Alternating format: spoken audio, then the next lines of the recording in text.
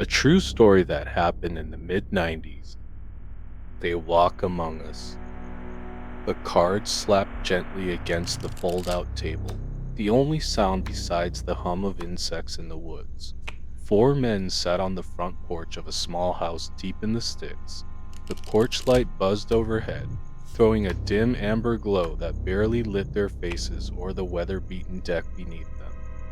No street lights, no traffic, just the distant moon hanging over the tree line and the dull click of poker chips between fingers.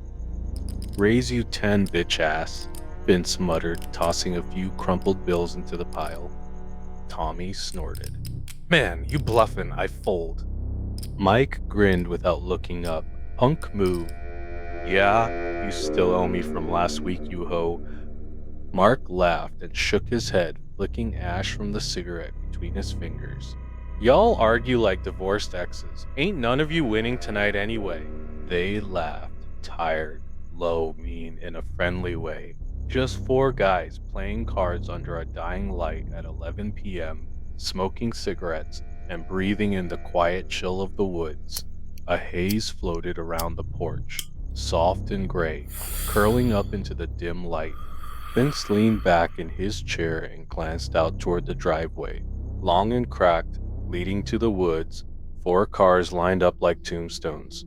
Two sat side by side near the porch. The other two were parked behind, one directly behind Tommy's sedan. Then he froze. The fuck? What? Tommy asked, looking up from the smoke between his fingers. Yo, someone's under your car, man. What? Look, Vince said, voice low. By the back tire, you see that? The group turned their heads. The shadows were thick out there. But there, just beyond the edge of the porch light, partially lit by distant moonlight, a pair of legs, standing, dead still, gray, bare, no shoes, no pants, just smooth, solid legs, under Tommy's car. No one's supposed to be out there, Vince said.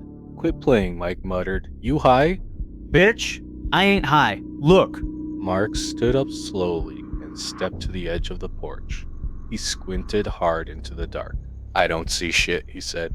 I do, Vince said. Right behind your ride, by the left tire.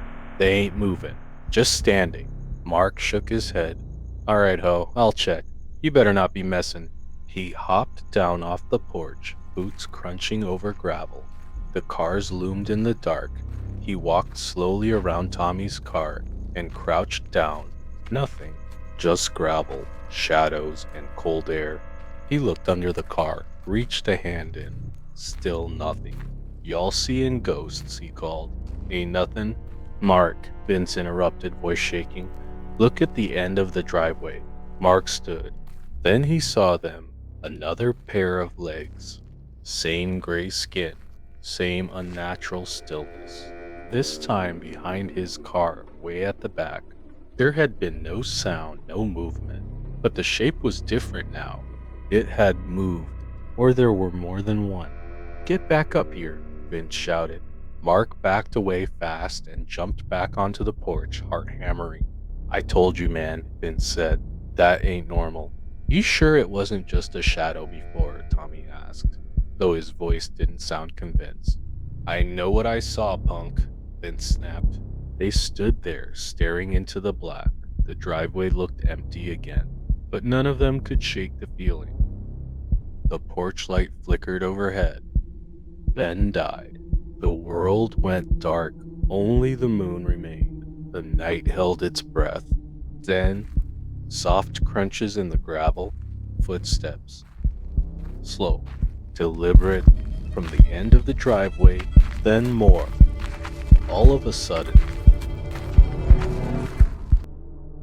nothing at all.